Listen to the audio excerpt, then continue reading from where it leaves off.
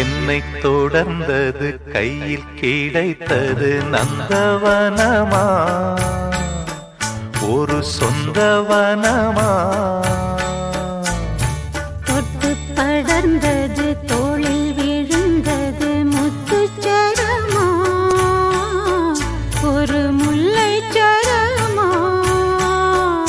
ஒரு நாள் மாலை மெதுவாய் சோலை வழியே